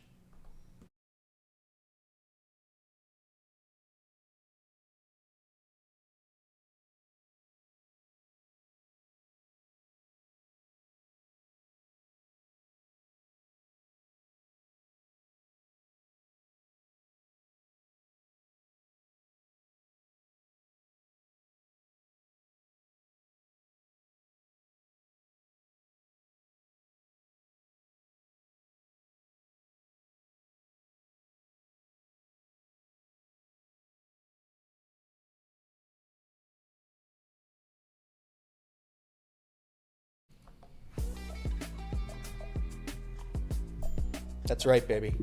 That's right, baby. The last segment for you radio listeners out there. Thank you very much for tuning in today on ESPN 1410 Wing AM. You know who we are. Elliot, Jacob, and Casey live in Hamilton, Ohio. We had Jacob threw this topic out yesterday and I liked it. I got a bigger question for you. Okay. That's breaking news. I think we're going to have to ask it because we're Breaking news? Big J journalists on this show. Okay. And we're going to have to dive deep into our local sports teams. Okay. Is Joe Burrow a bad leader for going to the Met Gala last night and missing practice today? Wow. Not at practice today, per Mike Patriglia. Interesting. What would you have done at practice today? That's a phenomenal question, and that's why I posed the question, because I've seen people asking it on Twitter, and I think they're dumb and stupid. Yeah, I'm okay. I'm all good. If Joe Burrow wants to... If Joe Burrow doesn't want to practice again, Yeah, I'm okay. I'm fine. Yeah, I'm fine too. It's optional, is it not? I know. But if you're the leader of the team, you can't be making TikToks when you're supposed to be in the locker room asking your front office to get better, right? Well- Someone's got to take the Kinner mantle while he's out. Here's what I'd say. If I ran the best offense in the NFL and you fielded a defense that legitimately couldn't stop anybody, maybe your defense should be practicing a little I like more it. than I am. I like it. Well, the other thing. What was he wearing? What was he wearing last night? It had a back. Okay. It was a full jacket. All right. The good. other thing that you forgot to mention too is who he walked out with. I mean, Summer Rae and Olivia. Not directly with them. Well, Waited 3-4 beats afterwards before he left the van. they got out of the same Respect the car. man's privacy. He was clearly alone. Yeah, he was alone. He was alone. That's our sweet prince, Joe Burrow. I love my quarterback. That's our guy. Where have you always wanted to go to watch a sporting event? Bucket list sporting events have always been a thing. I think that Jacob has probably experienced more than all of us here combined. I've been very lucky. With some of the stuff he's been to. So I'll start with some of the cool things that I've been to. I went to the Miracle at Medina, I believe is what they referred to it, when at the Ryder Cup, the Team Europe came all the way back to beat USA in That's really Chicago. cool. I was there for that, and that was really, really cool. That was a cool experience. I went to the national championship game in 2015 between Wisconsin and Duke. That was something that was very, very cool. I saw that in Indy. And outside of that, I wouldn't say those were definitely my top two. But where would you want to go? Churchill Downs this past weekend. So high up on that list. It's very high up on my list. Augusta. Augusta's on my list. One event that is going to maybe happen this year, and I haven't decided yet, watching a baseball game being played on a non-baseball site, Okay. such as The Speedway. Bristol Motor Speedway. That's good. I think that's going to be an all-time event. That's good. It's going to be tough for some of the viewers out there. But it'll be cool to say you went. Correct, and I think that would be maybe the coolest game that I've been to, with 200,000 people there I think I'd probably agree. watching the Cincinnati Reds. But that's a big one that I think that's going to come true. Augusta's number one probably at this point for me. I'd love to go to the Super Bowl, obviously. Now the Super Bowl is weird though, because I feel like that's a game if your team's not playing in it. It's easier. Like Jacob went to the Super Bowl when the Bengals were playing in it. Correct. I feel like I wouldn't like that as much. I feel like I'd want to watch my team and worry about them at home. I could be wrong on that. That's just how I feel. I'm an in-person guy as an in-person guy as an in-person guy. You give me a chance to Yeah. go see my team play, I'll take it wherever. Yeah. And to be fair, Elliot, you don't like going to the Bengals stadium. You like watching them, but you don't like watching the. Correct. Well, because I think football is one of those things where it's such a better experience to watch it at home. But I understand why everybody loves going to the games. It's fun. I'm not a big drinker, so I don't partake in that. This was the first year I missed multiple home games that I was in Cincinnati for since like 7th or 8th grade. Really, that's wild. Like I've just always had season tickets and I've always went. And I certainly took it for granted before I moved away. Not this past year, but the year before when we got to go down to the Bengals games. I think I went 3 times. That was more than the past like 15 years of my life combined. So, You're a big box guy though. That helps. I am a big box guy. I am. That's what they say about me. Other than that, though, for you guys, what are your big events that you want to check off? To see the Bengals play in the Super Bowl is something I never thought would happen in my lifetime. Yep. So to check that one off is pretty monstrous. Ohio State, Michigan, I've seen them play a few times. That was very high on my bucket list. And other college football rivalries make up a good chunk of my bucket list. Oklahoma, Texas at the Cotton Bowl. The Civil War between Oregon and Oregon State, I think that would be great. Bedlam, Oklahoma State, I think that would be phenomenal. I would love to see some of those major college football stadiums that I missed while I was in the SEC. I never made it out to Texas. I never made it to Oklahoma. Got to see LSU. Got to see the Swamp, both of which are phenomenal. Texas A&M. Bowl games, I think, would probably be next. You ever been to the Rose Bowl? Round out the New Year's Six. Yep, I went to the Rose Bowl when we lost to Michigan last year. It was also at the Rose Bowl when it was played in Dallas against Notre Dame in 2020. The only 2 Rose Bowls have ever been played not in Pasadena, California. World War II and COVID. That's wild. Very wild. That's wild. Very wild. One of those things is not like the other, but we were stuck in Dallas instead of beautiful California. Yep. And I've been to the Sugar Bowl, been to the Orange Bowl. So the only New Year's Six bowl I haven't been to cross that off my list is the Fiesta Bowl in Arizona. So I really, really want to do that. And then the 30 stadiums, 32 stadiums, MLB, NFL, both very, very high on my list as well. I'm trying to get to all 32 Major League Baseball stadiums. I'm trying. I think I'm gonna something that's not on my bucket list, something I've never thought about going to. Yep. I think I'm going to try really hard to go to something in the Olympics when it's here in LA. Olympics would be really Because when are you cool. ever going to have a chance to do that again? Never. I was talking about going to the X Games this year with my dad. Yeah, we're big skiers, so we like to see that. We're going to maybe do that next year. I can't wait for the FIFA Club World Cup to come to TQL. Finally give me some good soccer to watch in Cincinnati. Right. That's right. I believe just some of the stuff that's being said in the chat right now. You have Clemson versus SC at Clemson is a dream of Michael Ackley. We have Mouse Cop saying he would want to watch USA World Cup match next year. I forgot about the World Cup and wanted to go for LA for the Olympics. Craig, he went to USC, UCLA at the Rose Bowl. Pretty dope. Kentucky Derby, Alex Unzer Bauman says, listen. He also says Virginia Tech enters Sandman. That's a great pull. Yep. So there's a ton. There's a lot that I want. I would love to go to Duke for a basketball game. That's always Cameron Indoor has always been one I've wanted to check off, especially Duke, North Carolina. You've been to Fog Allen. I've been to the Fog. I want to go there very, very bad. Fog and Allen's Assembly really Hall. cool. Fog Allen's very, very cool. Casey, for you, what do you want to see? So I obviously want to see a Super Bowl with the Bengals. That would be an all-time, probably my number one. World Cup is up there as well. I think that just has a lot of significance with my family. And for me as well. I think that'd be just awesome to go to. One that I think is being underrated right now is the Winter Olympics, just because it's not just the Winter Olympics that you're going to. You're going to see somewhere beautiful most of the time, right? Like, it's going to be like alpine, or it's going to be like somewhere just absolutely gorgeous. And the Summer Olympics, it's like stadium. It's more like, I don't know. I think that going to the Winter Olympics would be so much more of a cool experience, in my opinion. Something that I think is a little different here that I think I'm going to put a twist on it. It'd be really cool to work like the Grand Prix, like as a actual worker, like a camera operator or like a graphics operator, just like one of the races that are like, that are not NASCAR where you're just turning, left again and again, but something where it's like, inner city, just, awesome F1 racing, right? Yeah. That would be really cool to work that. I don't have a whole lot of others on my list here. I know that my in-law said the Wembley Stadium. That'd be really cool to see that as well. Just nothing of like significance, just to go see a game in Wembley Stadium would be really cool. I like. There's a couple stadiums in America that are like SoFi. I want to see what that place looks like. Place looks unbelievable. Allegiant. In Vegas. Yep, that one looks incredible as well. What about outside of sports?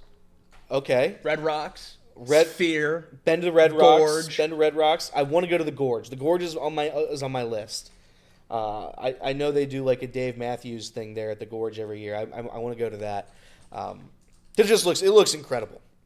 I mean, it just looks flat out incredible. It does. I'm trying to think of what else I'd like to see concert wise. There's something on I've seen it on TikTok. I'm not an EDM fan. Yeah. But there's like an EDM festival overseas. I don't know where it's at, but it looks like the coolest place of all time. I have to look it up what it's called, but it looks unbelievable. So I don't European EDM is incredible. I'm gonna look it up. I'm gonna look it up real quick what it's called. I'm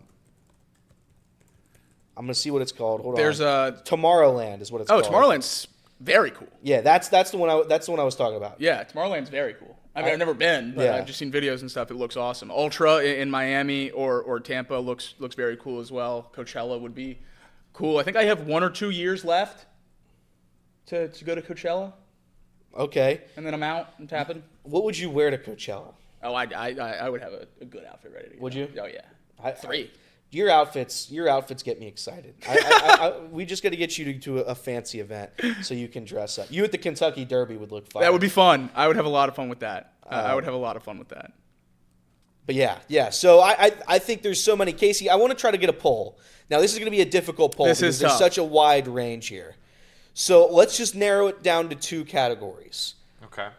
Sports venue, music venue. What would you rather go to? Your choice. Of your choice.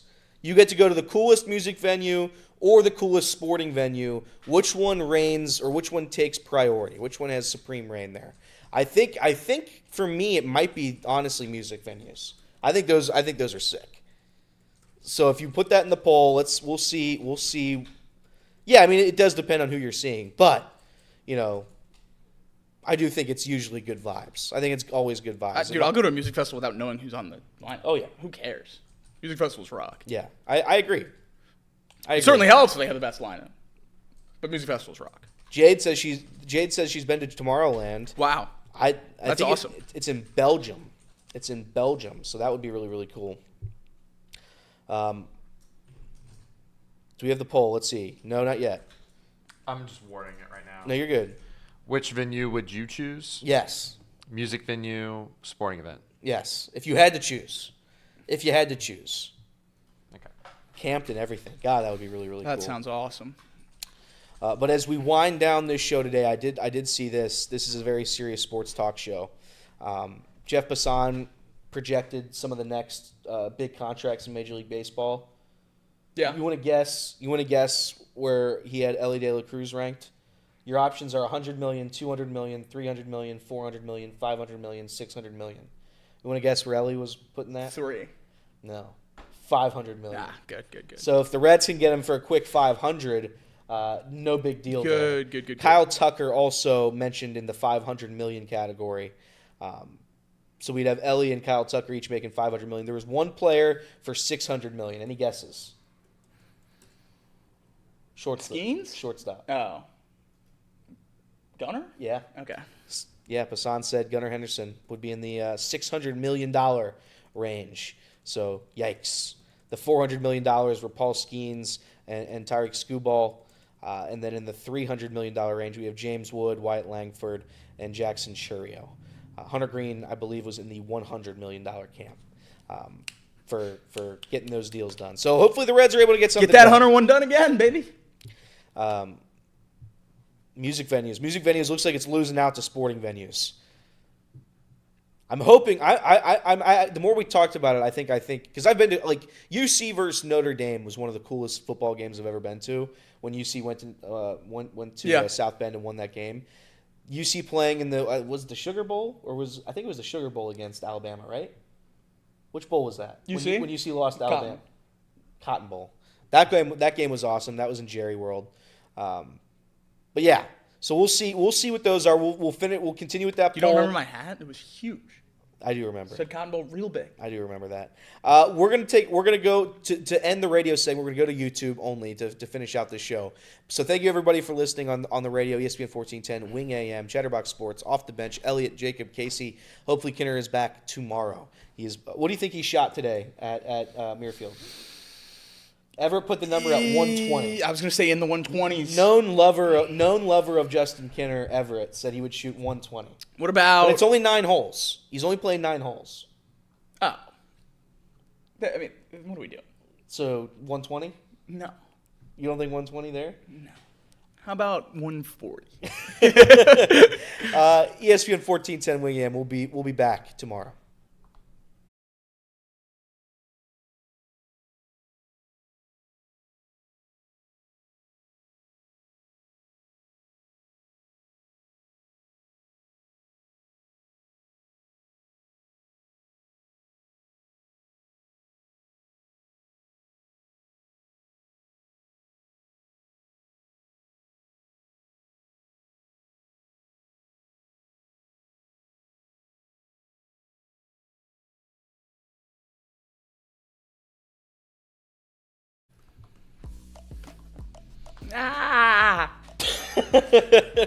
Sporting venues taking the poll over music venues. The more I've gotten into concerts a lot the last few years, and I just love a concert. I'm going on Friday. Zach Brown Band at the beautiful TQL. I will also be there. Hell yeah! I will also be there at we go. TQL with you. I love it. Casey? First time at TQL for me. Really? Yeah, I've never been. It's pretty cool. I miss Chesney, and I won't go to soccer. That makes sense. TQL. Here's what I'll say about TQL. It is probably the coolest stadium. I am absolutely going to this FIFA Club World Cup, and I'm posting a billion stories. Oh, thank God we finally have good soccer in Cincinnati. I've waited my whole life for top shelf soccer in Cincinnati. You gonna get a scarf? I'm probably gonna get 3. Yeah, get me a scarf. I'll pay For you. sure. I'll Venmo you to get me a scarf. For sure. Casey, you didn't like that joke. I didn't like that joke. Look, I don't watch the Chattanooga Lookouts either. Don't be offended. Man, it just keeps on coming. Just keeps on rolling in. Is the question about music venues that I've been to or concerts that I Yeah. I think it was more just Casey. I think it was just Casey. I wasn't really asking you a It's just question. kind of a toss. Yeah. I was going to see. say that, but I was saying, or do you have any concerts lined up for this? You're not you've never been to a concert, right? 0. But you've been to none. concert venues. I've been to venues. Paycor and Great American. Yeah. Historic concert venues. Yeah, for sure. Paycor Stadium. Trade an You've never been. for that You've never Snoop been to a Dogg concert. The closest I've been to a concert is picking up my wife from Riverbend. Have you ever been That's to a board event concert? And had to work it? No, I don't think I so. don't think he has. Okay. That's insane. That is crazy to me. You've never once seen live music. Well, I've seen live music. Like I've been I don't count this as a concert, but I've been to like the mega churches where they have. That does not count. Yeah, I mean like that. And it's closer to a concert than church. Unless Yeah, I mean it's closer to it's closer to a concert than unless church. Mercy Me is playing there, it does not count. Unless Mercy Me is playing at that arena, it does not count. I call the church the arena. But yeah, I absolutely love concert venues. I got a lot to check off my bucket list. If the Bengals play in Madrid, I'm going to try really hard to go to that. That would be fun. I think that'd be really that cool. That would be awesome. I think that'd be really, really cool. I'm also going to try really hard to get to Lambeau this year. You only get that chance once every, 8 years? Yep. Yeah. I think that'd be cool to try to take advantage. 82% say sporting venues over music venues. I also think that I get that it. poll is swayed by the assumption that sporting events have your team playing in them. Yeah, that's fair. Like, I think people voting for Super Bowl are assuming Bengals in the Super Bowl, and they're watching their own team. Yeah. Yeah. I think it's I mean, to each their own. Obviously, I might be wrong, but I think it is probably close to a 50-50 poll, sporting events or music venues, if it's I go see the Super Bowl, I go see Red Rocks. Yeah. No pick of artist or team. Yeah. I think that's close to a 50-50. I don't know. Maybe I'm wrong. Reed says in the Pirates-Reds discourse, the legacies of the two teams are close. The recent results of the franchises is close. Where the Buccos edge the Redlegs is they have the superior venue, PNC's very cool. which is true. PNC's very cool, They're- but they have to play in the trailer park city that is Pittsburgh. That is. But their stadium rocks. I mean, it's unbelievable. PNC is by far my favorite stadium that I've been to. Casey will watch the Super Bowl halftime show when the Bengals play in it in 2026. Oh, Hey, there we go. Yeah, I can get 2-1. The How fact about that you've that? never been to a concert, is it crazy. blows my mind. Yeah, is sneaky, the not your coolest concert I've ever traditional been to. concerts, but I've been to plenty of live music. Yeah. Like, I just never. There was never a artist or a band that's like, oh, I gotta go see them. I'll just listen to it on Spotify. That's fair. I mean, it's nonsense, but it's fair. I forgot that people in the stadium just get to watch a concert for 15 minutes. That's fun. Yeah, and it was Dr. Dre and Snoop Dogg. Yeah. It was unbelievable. Who got the loudest cheer? Did Eminem? Kendrick. Kendrick did, not Eminem. No. 50 Cent when he was hanging upside down was pretty crazy. Okay, all right, I like that. Yeah, that was pretty crazy. I saw Evan McPherson out there, and I said in real time, I was like, that's not where he should be. My mom was like, it's fine. He's the kicker. He just like Joe Burrow at that time, he had earned the right to do whatever he wanted. I don't think kickers ever earn the right to do anything they want. Oh, come on! You only Evan McPherson earned the right to go hang out at that concert. I that day? barely think they're athletes. Well, They're closer to soccer players. Come on. I mean, never Just- mind. just- I was gonna say something that probably wasn't. Just Okay. Save it for Quiplash. Yeah, I'll save it for Quiplash. utter disrespect. Utter disrespect. Yeah. Casey said he's not going to go to any Reds games this year either. That's not true. I'm going to Pete Rose night. Are you? Yeah, There we go. yeah. I'll also be It's there. a family venture. We're gonna have a good time. Pete Is that Rose May night. 14th? It is. Yep. Easy to remember. He was number 14. That makes sense. But you don't know what month.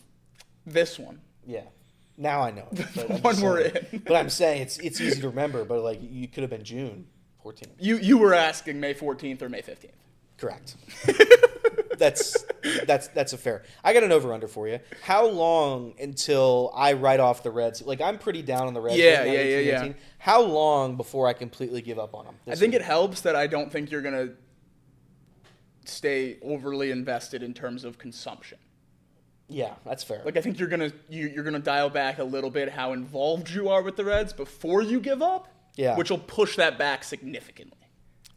Because I think when you give up on the Reds it's almost an innings number, not a games number. That's a good point. So like if the Reds are able to get shut out like 5-0 and you can turn off the game like 4 or 5 innings in, I think we get you for like another month. Did we already That's fair. make? As weird as that sounds. no, I think that's a fair point. Did we already make the intro that we run today at this point? What do you mean? Because you said the 2024 season was over in that intro. Whenever I made that, and I'm thinking it's actually probably lining up pretty close to that. So you're getting kind of close to where you gave up last year. Did we have that intro for Muirfield last year? Yes, That's what I was right? trying to figure out. I It would be really easy to go look up. I know we don't have to do it live, but because that was the first week of June last year. You definitely would. I mean, if we had the intro by then, that's a month from now. Yeah. So you would have had the season declared over by now. I think I did because it was the month of May was the disaster month. Right. So maybe it was a couple weeks from now. Yeah, maybe it's a couple weeks from now. The Reds are healthy enough right now where I don't think the season's over. So as long as they have bodies out there, like last year they didn't have bodies to field a roster towards the end or at the beginning. Right now they've got enough to keep me watching, but soon it's killed me. I mean I like. My group chats talk about the Reds, and I just stopped talking about it. I just like, what do you want me to say? How is my opinion going to change? And I try to like keep it somewhat not ranty on the radio side, but I mean it's just oh God, it breaks me down. I was talking with Zach yesterday. I was like, when's it going to end? When do they just be good for the whole year? Like not wire to wire, but like good for the whole year. And he's like, yeah, never. And I said, oh, how are we going to continue to watch this? We have a generational talent in Ellie. We have a generational talent in Hunter Green. And it just feels like they're not close at all. And it breaks me down, man. Oh, it breaks me down. But that's the fun. That's the fun about this city is that we got the Bengals coming up real soon. That's right. And they've never let us down. Never, ever let us down. I'm going to get, you know what? I'm going to get more into the Bengals this year than I ever have in my entire life. I like that. More into the Bengals. I've come around. I told these guys yesterday, or it was 2 days ago, since I started working here, my love for the Reds has, I think, decreased, but my love for the Bengals has drastically increased. Yeah. Drastically. Because I used to just never talk about the Bengals or really care that much. Like I watched them. I never missed games. But now I'm into it. I'm into it. I still can't name, every single player on the defensive side. But I think I do a decent job now where I understand most of the guys on the roster.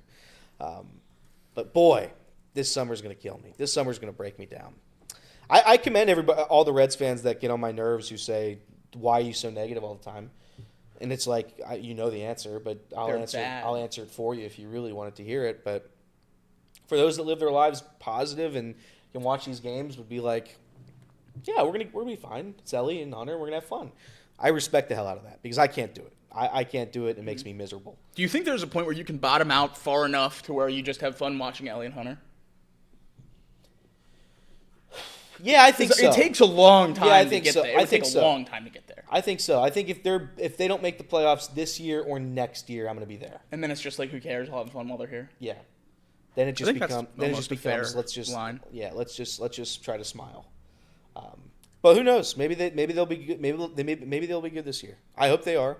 Maybe they turn things around and they're able to win this division. I would highly doubt that, given how good the Cubs are. But maybe they can. Who knows? NL Central 2-3 playoff teams? Who says no? Well, I say no to that. I debuted that intro July 1st, by the way. So July 1st? Debuted it, but the clip happened probably. He definitely said it in May, though. Yeah. We have to find the date where that clip's from. We'll find the date where that clip's from. I think we tweeted it, no?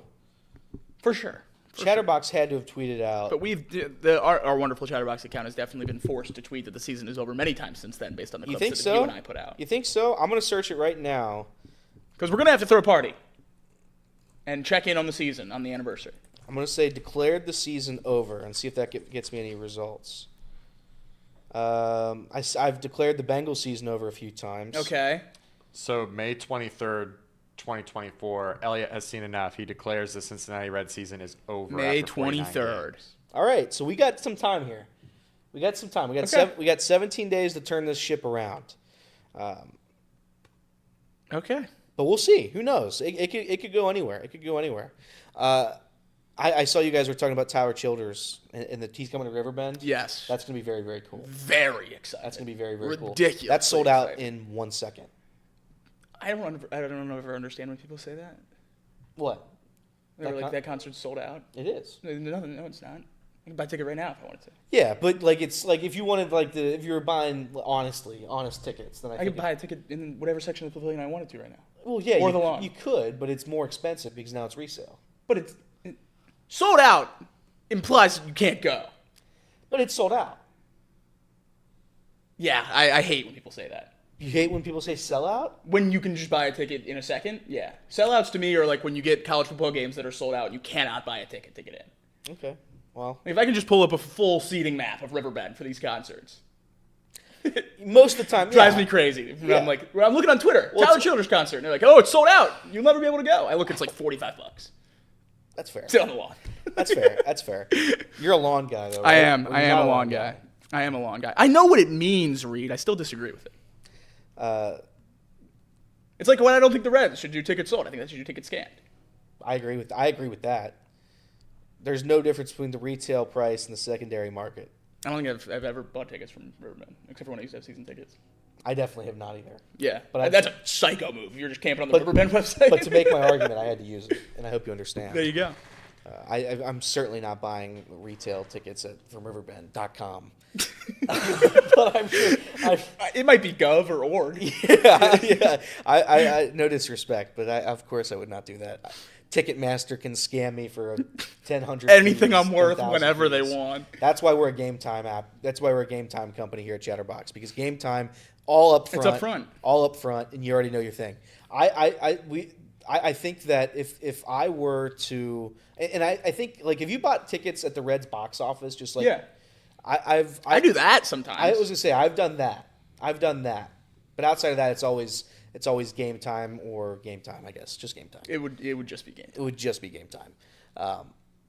But yeah, that's pretty much it. I mean, I don't know a whole lot else about the ticket landscape of how you buy it, and going through different people. Like I have a cousin who the people who wait outside Great American Ballpark and they're Yeah. selling tickets. Yeah. Like I got a cousin who does that. I always buy tickets from them if like I'm going to a game like crazy late. Yeah. It's just like, oh, you still have 7 tickets in the 500s for a game that's in the 4th inning? Yeah. Here's a handshake. Correct. Rearing sold out to the right side of the infield. What does that mean? Did you move sections from years past? Yeah, I think I did. Yeah, I probably did, actually. You're being attacked by Sean Connery. You can buy directly from Riverbend. You get to not pay, I see, the fees. Bring back physical tickets. That's something that's everybody's been trying I would to love bring to. back. Would love to. There is some sites where you can have them made. Like you can order physical Yeah. tickets as keepsakes, which I think is cool, but certainly nothing I've ever done. I kept tickets when they were physical for a long, long time. Now obviously you can't. Can't do it. Can't do it. Stinks. Casey, we're going to get you to a concert this year. That'd be fun. That'd be fun. There's no way you're going to go through this summer without going to a I guess you're Well, going to have a kid. yeah, I Yeah, was gonna Never say. mind. I'm Never having- mind. Actually, never mind. having a There's no child. chance you're going to a concert. There's no chance. It's way too late now. I think you're going to go to a concert when your kid gets a little older, though. You go to like Disney on Ice or something. Legit, Casey's first concert my- being Disney on Ice. Be very fun. So unfortunate. Legit, my unborn child has been to more concerts than I have already. Wow. Went to Taylor Swift, and there was another one in there. I can't remember. Wow. But Wow. pretty nuts. So Let it go. Let it go. no, thank you. All right. That's probably it for today. Everybody, have a very pleasant Tuesday afternoon. I do have a side little note here, a little Okay. Paul Daner Jr. update here. Ooh. Dax Dax Hill, ACL, and Cole Burgess on the rehab field. PJ Hill is seen with a walking boot on the rehab field. He did not have that last week. What's the date, Casey? Today is May 5. 6th. Yeah, it is May 5, 6th. 6. I don't give one single damn who's on the rehab field. Okay. Unless it's Jamar Chase, T. Higgins, or Joe Burrow, do not update me on who's on the rehab field for at least another month. Because now I'm going to have to think about it. And it doesn't matter. I'm just It saying, doesn't matter. But, just their plucky free agent that they got. I saw this news as well. Not Bengals related, Reds related. Ellie De La Cruz has gone 60 plate appearances since his last home run. April 20th in the 24-2 win over Baltimore. Yeah. Was his last home run. For the record, though, in his last 13 games, he's hitting .319. Right. With a .421 OBP, 13 singles, 2 doubles, 7 walks. That's credit to Lance McAllister. So, for that. sadly, last year when we were debating whether or not Luis Arias is good, it was just Ali De La Cruz, Correct. which is a shame. It is a shame. It is a shame, but not to each their own. That's your guy. That is. So you wanted this to happen. That is. I saw Lance tweet out the two options that we were talking about today on the show between Reese and Will.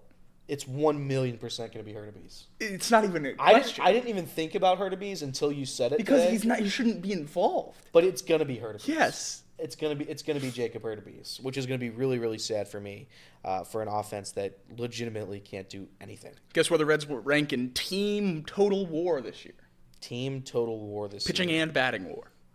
Okay. Fangraphs. Okay, let's figure this out. I mean, they don't really have anybody over 1, do they? Except for Trevino and Ellie. So I'm gonna say they rank 22nd. Smack in the middle, 16th. Really? Yeah, 3.4 from the pitchers, 3.4 from the batters. Okay. All right. I wonder where the pitchers rank. Like, does our pitcher WAR rank higher than? Certainly higher than our batting WAR does. No, in comparison. Yeah, but I was gonna say like who has the highest pitching WAR this year? 7.1 by the New York Mets. Oh my God, 7.1. Yeah. Yeah, 7.1 by the Mets, 5.6 by the Phillies, 5.6 by the Padres. You got some high 4s in Arizona, in San Francisco. I do think that's something that's, certainly interesting to look ahead, not to get back into the Reds, but just want to bring it up a little bit here. We got Chris Sale tonight, which is scary for a team that got one hit by Smith Shawver yesterday.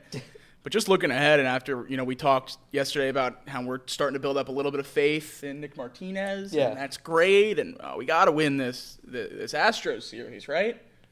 You know what the pitching matchup is on Friday? What? It's Nick Martinez against Hunter freaking Brown. Yeah. It was a 1.6 ERA and a .8 WHIP. But Nick Martinez over his last 3 starts has basically those numbers. Yeah, but over his 4 starts, he doesn't. Yeah. We're gonna win. They're not going to win this series. This series is already a loss because if they could stack some wins, that would be cool. Yeah. So the stat that we talked about yesterday, how the Reds have lost, or they're 3-23. Yeah. Or they're 3-20 in their last 23 games in the rubber match. They're still 0-33 when you lose the first game of the series. Ooh. That streak's still going on. So we've already lost this series. So if we win or lose the first game of the series, if we lose the second game of the series, it's also over. It's also over. So you can either lose the first and it be over or lose the second and it be over because the third game doesn't matter. Doesn't matter. That's where the Reds are at, baby. If we play a game 3, it's useless. That'd be fun for the playoffs. Yeah. Just like we're either going to sweep them or it's over. Reed says the Cubs are 0-5 on Sunday. Oh. Interesting. That's a fun stat. I wonder how many of those games have been Sunday Night Baseball. I feel like 3 of them have been Sunday Night Baseball at least. Do you think the Reds over under Reds getting Sunday Night Baseball? Well, I guess it's gone now, right? Yeah. Never mind that. Under. Yeah. I was gonna say if Ellie and Hunter couldn't have gotten Sunday Night Baseball this year, they're never gonna get it. Yeah. I mean, they're just never gonna get it. Anything else? Any closing thoughts, gentlemen? No, I don't think so. Don't have anything. All right, that's it. Reed fixed it. 1-5, and Michael Ackley brings up Paul laughing at Joe Burrow's injury. He did. That's brutal. He did. I don't remember him actually laughing. He told Reed and I that we were crazy for worrying about a calf injury. Oh, I do remember that because I went somewhere with Reed, and we were listening to it on the radio. Yeah, that's what happened. Yeah. And Paul was in the Paul back. just chuckling. Paul is in the back laughing. I did forget about that. He'll be ready by week 1, guys. He wasn't ready till like week 5. He technically played in week 1 though. Yeah, but we all know we should have started Jake Browning that game. Jake Brown. Don't God. Don't do that argument again. All right, that's it. Everybody have a very pleasant Tuesday. Love you all. We'll see you guys tomorrow.